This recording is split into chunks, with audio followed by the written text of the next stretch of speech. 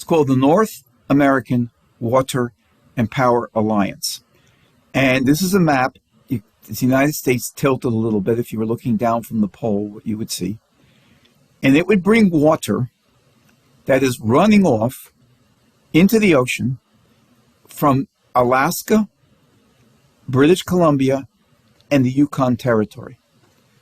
And we would take what's called 138 million acre feet per year, which people don't think in acre feet. And that's about 630 trillion gallons a year of water. And we would bring it down by a series of reservoirs and lifts through Alaska, through Canada, into the United States, into an area that's called the Rocky Mountain Trench, which is a 500-mile trench up on top of the Rocky Mountains, and bring it into the area that we call the Great American Desert. California is part of that, Nevada, Utah, New Mexico, Arizona, and parts of Colorado, because their Colorado River is being drawn down. And we would also take it into Mexico. Now, this was not our plan. This was a plan put forward in 1964. It was a plan that was put together by something called the Parsons Engineering Company. They were based in California. It was sponsored by a senator, Senator Moss of Oregon, I believe. It was also sponsored at that time by the pre-plan. It was supported before 64, when the outlines were done, when it was brought up into the Congress, by a senator whose name was John F. Kennedy. And the idea is tremendously ambitious. It's a 30-year project. What would we do with the water? We would do 5 things. Can it be done physically? We think it can. We have had engineers who looked at it. Engineers proposed it before we did. We call ours NAWAPA, because if you look at the initials, North American Water Power Alliance, it's NAWPA. And we call ours NAWAPA 21 for the 21st century. So we added some wrinkles. But if you look at the flows, I'd say one thing about the flows. The northwest of the United States has a topological, geological, hydrological process where water from the Pacific Ocean comes in as precipitation, hits the mountains, and hits those areas, and they have abundance of water.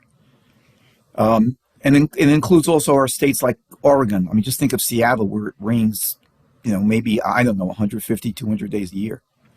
Then you look at the southwest of the United States, all the states I've mentioned, parts of Texas as well, and they have a deficit of water. Well, we're mankind, and we know how to engineer water management on a continental basis. That's what this plan calls for.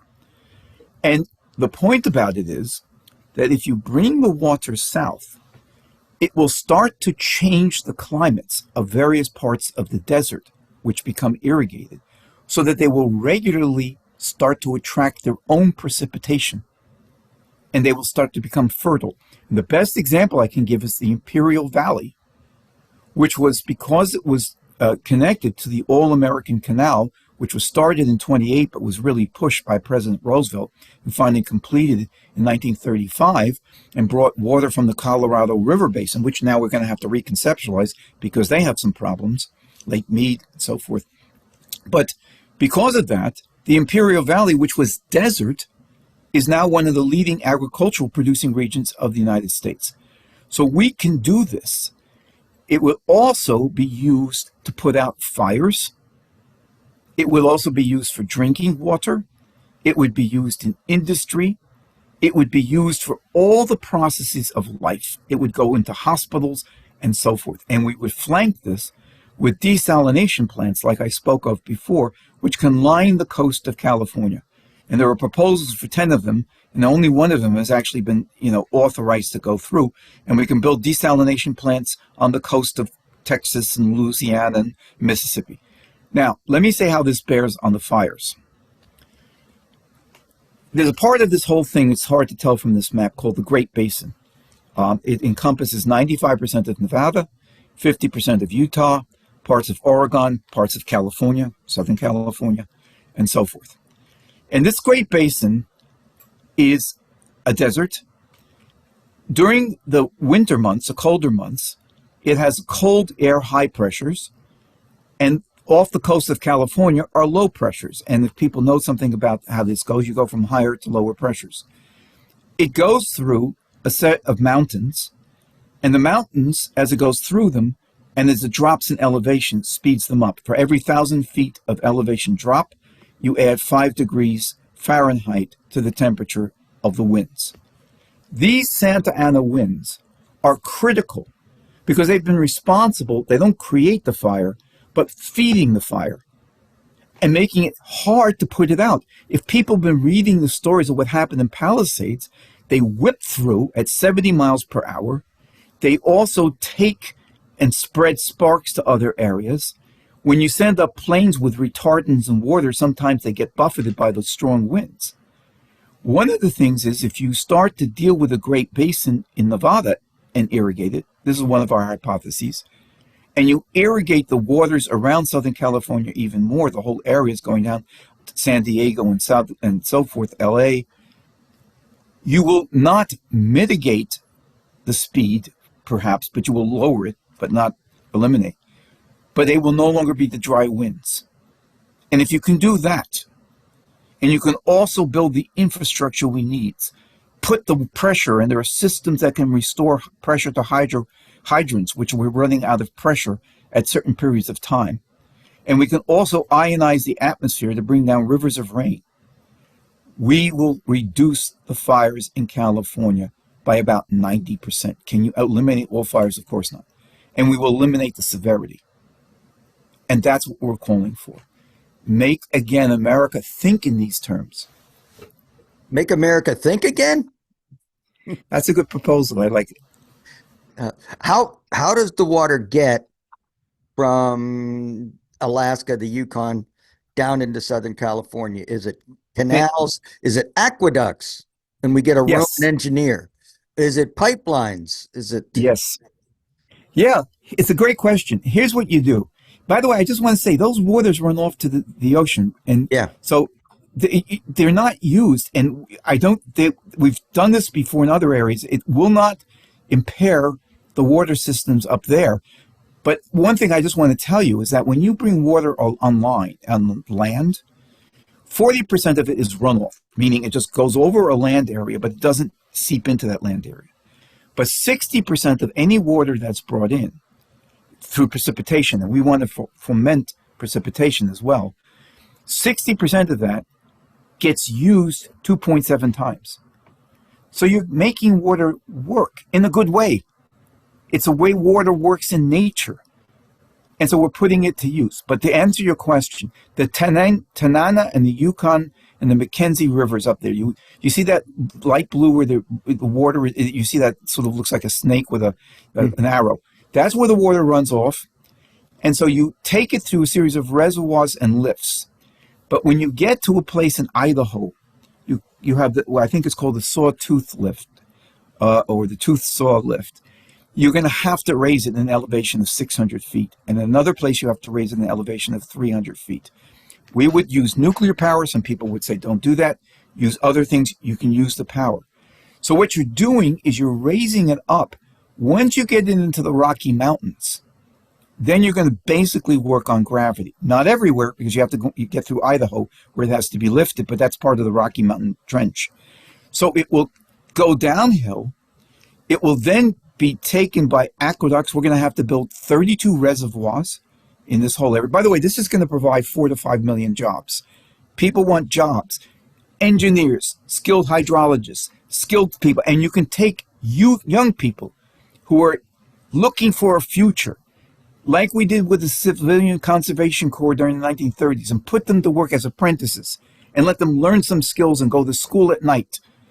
We can we're going to need machine tools. We'll start opening up machine tool plants. We're going to take some of our war plants, reconvert them to start, from swords to plowshares, and have them produce we're going to need miter gates. We're going to need concrete. We're going to need a whole series of bill of materials. So it will run by gravity, but it will also have pumps. We're going to build 32 reservoirs in this area. We're going to build about, I think, 67 canals. We're going to refill up parts of the Ogallala Aquifer in Nebraska, because as a key state in the northern state part of the Ogallala is fine. Southern part, we're going to bring it through Lake Superior down into Nebraska. We're going to give water to Mexico. Instead of just trying to think of how we're going to keep Mexicans out, that's a basis for working. There's going to be lots of water in Canada. In other words, and you'll need some barges, some canals like that, but mostly it'll be sluices.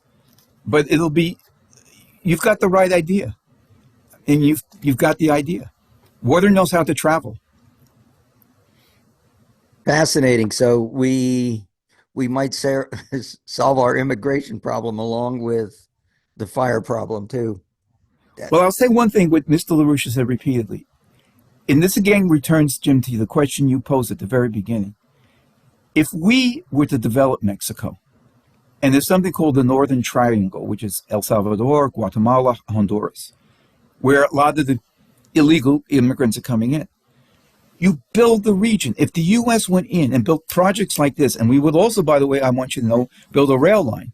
We would build 42,000 miles of high-speed rail in the United States, and we take a rail line and take it all the way up to Alaska. High-speed rail in the United States? That's not in the dictionary. Hal Cooper, who is a wonderful person, he's now deceased, developed the plan, and I worked with him for 7 years on this plan. And yes, you're right.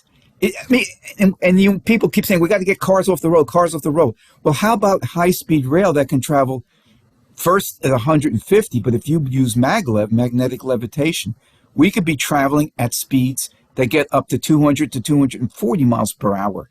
That means you could go from where you are in Tennessee to visit someone elsewhere 500 miles away. It takes you 2.5 hours.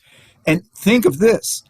If we have this for physical goods, which can't move as fast as people can be moved on magnetic levitation, you could have goods produced in the morning in Detroit, and they could be in Virginia for processing in the afternoon. It changes the whole production process. It will change the entire productivity of America. And not only will Nawapa give water, it will also change productivity in America. And if you do that, and as I said, most of Los Angeles' water comes from either the Colorado River or the aqueduct program and so forth. It doesn't come from Los Angeles.